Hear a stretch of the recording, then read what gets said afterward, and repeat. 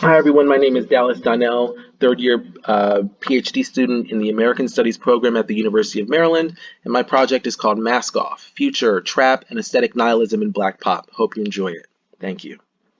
In April of 2017, rap star Future released the hit single Mask Off.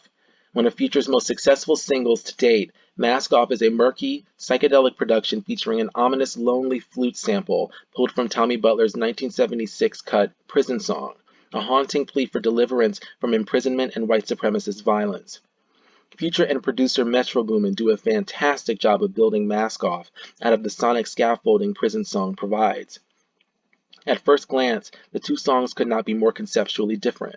In a hushed hypnotic tone, Future incants Percocet, Molly Percocet, extolling the virtues of a cocktail of MDMA and painkillers.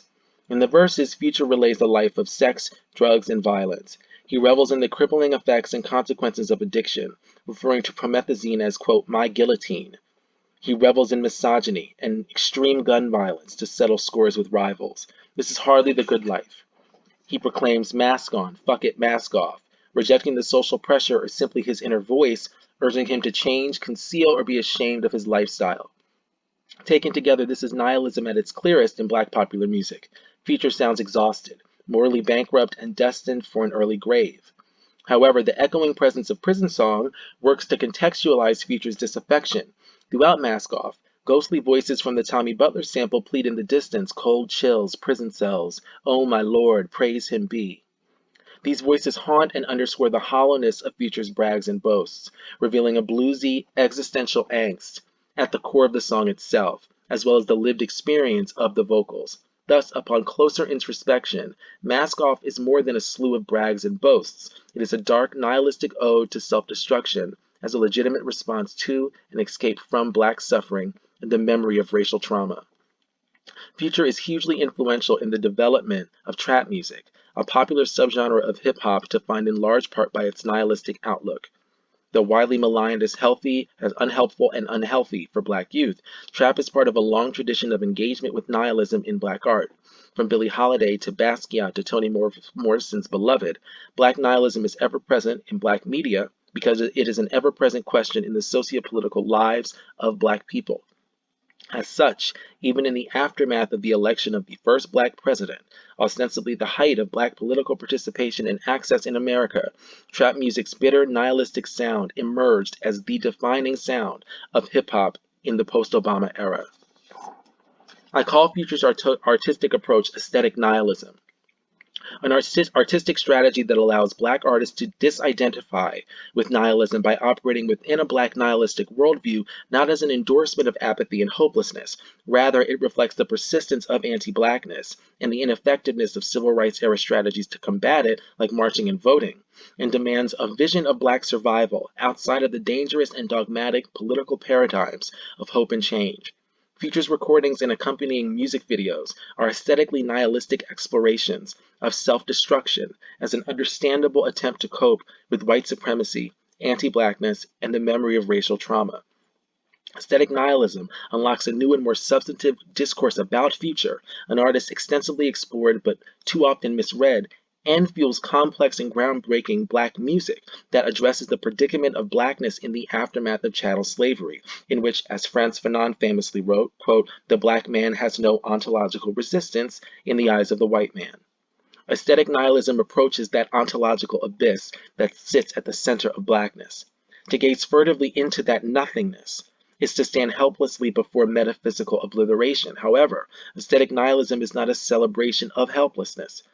Artists like Future clarify the stakes, our close proximity to premature death, the intransigence of white supremacy, and the necessity of either radical tactics or an entirely different notion of beinghood itself that can be applicable to Black people. Artists who employ aesthetic nihilism aren't necessarily nihilists. What they're engaged in is the harnessing of Black nihilism as a powerful artistic tool that challenges notions of respectability and progress. For this project, I will provide analyses of three of Future's best works, Codeine Crazy, March Madness, and the aforementioned Mask Off, as examples of his harnessing of aesthetic nihilism and its power to work both on and against the apathy and hopelessness that can understandably flower under the crushing weight of white supremacy and anti-Blackness. Future is lauded for his versatility and for his groundbreaking use of autotune. Rather than alienating and rendering his voice unhuman, autotune makes Future sound superhuman, perhaps even posthuman. Subtle shifts in his tone and delivery are emphasized to discomforting effect, coloring his voice in surreal and unexpected ways. Autotune elevates Future's voice to effective levels that create moods rather than sentiments, shadows instead of memories. This combined with excellent taste in dark, narcotized trap beats and bristling nihilistic lyrics, has resulted in Future being heralded as among the most singular artists of his generation, his sound eliciting comparisons to the murky, lonely sound of pre-1960s blues, recontextualized in a technology-saturated, emotionally desolate post-gangster rap wasteland. In Future's dystopian sonic world, drugs are necessary, sex is empty and perfunctory, extreme violence is omnipresent and expected, and depression and self-loathing undergird everything. Money is the true mission, yet its attainment is perversely useless and unexciting.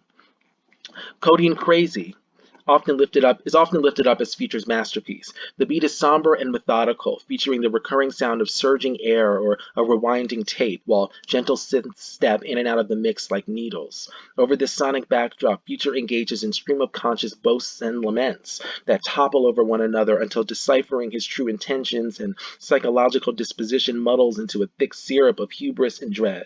What's disturbing about Codeine Crazy is the slipperiness of the lyrics, how lacerating self-indictments snake their way in and out of the song. Take all my problems and drink out the bottle. Drown in an activist suicide. I'm an addict and I can't even hide it. These Freudian slips clarify Future's life in the fast lane as a soulless, joyless race against a past that is present. The accompanying music video for Codeine Crazy echoes the song's sorrowful take on success. In one scene, Future sits alone in an opulent VIP room, dressed to the nines and heavily intoxicated, although looking the part of a wealthy, successful businessman, per se. And with a bottle of champagne on ice and spare gold balloons hovering about, Future's loneliness is palpable. In one scene, wearing sunglasses indoors and all alone, he leans back in his chair and stares blankly at the ceiling. In another, he sarcastically grabs and flicks a balloon away in mock celebration. These are the fruits of Future's ascent to the top in the post-Obama era. A lonely gilded cage, cheap balloons and lots of available booze and drugs. A party of one. In another scene, we arrive with him at a gravesite. Under an overcast sky, holding a cup of lean, Future raps, drinks, and dances all alone over the grave of OG Double, an old friend murdered in 2013. Here, the above-mentioned lyrical blend of brags and self-indictments take place atop the memorialized dead black body of a loved one. This visual makes explicit the omnipresence of anti-blackness and Future's close proximity to premature death, literally.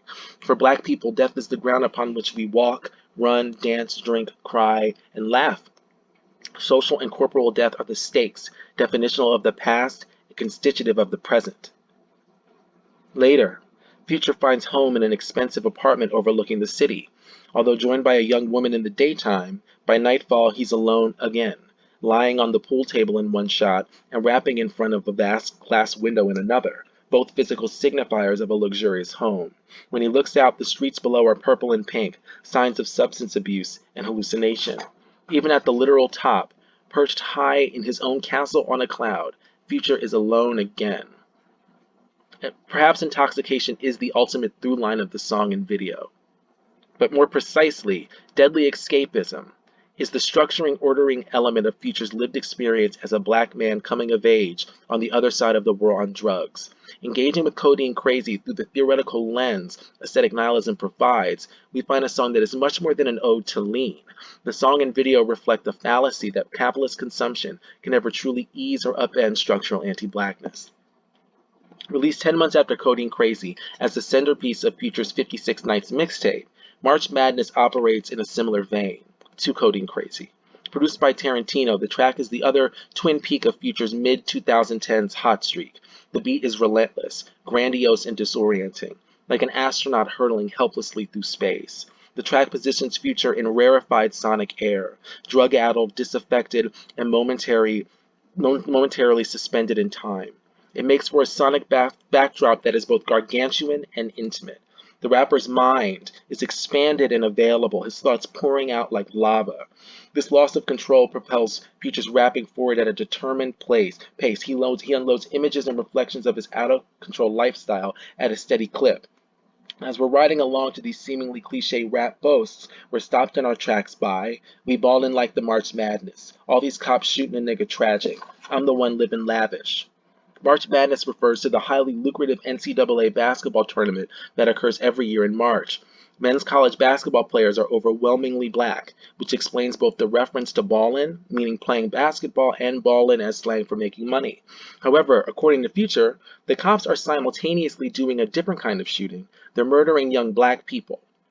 The irony here is the millions of dollars black college athletes make for the NCAA without any compensation, juxtapositioned with the simultaneous murder of their peers on the streets of America.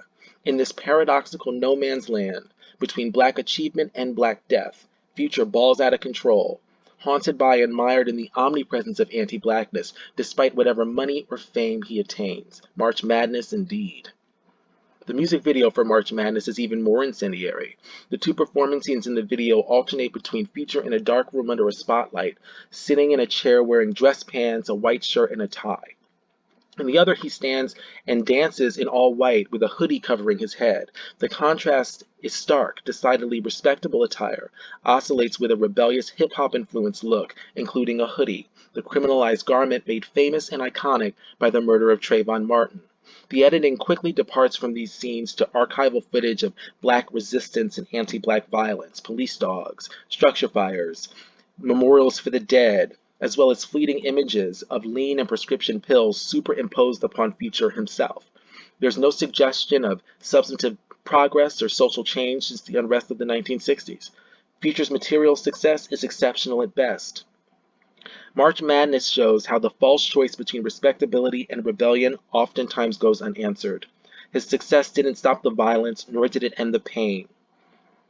Aesthetic nihilism allows us to approach March Madness substantively, beyond a shallow reading of the song as a simple metaphor for financially ballin'. The song and video reflect the persistence of anti-blackness through time, despite liberatory efforts grounded in a politics of hope, change, and respectability.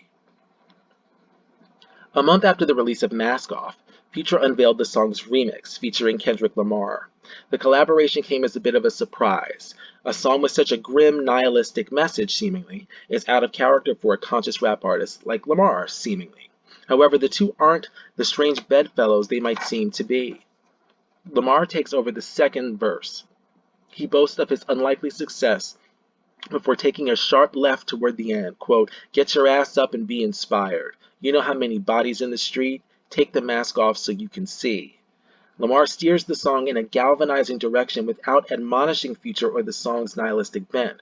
His verse both affirms Future's performance of a black nihilistic worldview while offering his own direct call to awareness and action against white supremacy and anti-blackness. Their partnership performs the complexity and the power of black popular music to attend to these various perspectives, experiences, and responses to the predicament of blackness.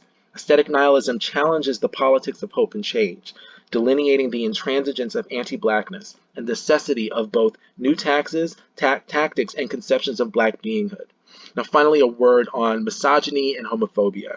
While hip-hop is in many ways a perfect case study for the use and utility of aesthetic nihilism, it's important to remember that this artistic tradition is found in various other genres and not always steeped in the misogyny and homophobia undoubtedly present in the work of Future and other male hip-hop artists.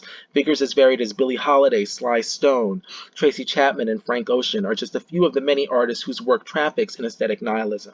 Misogyny and homophobia are not constitutive to aesthetic nihilism. In fact, the omnipresence of misogyny in the works of male hip-hop artists reflects the limitations of the genre toward the structural critique it strives for.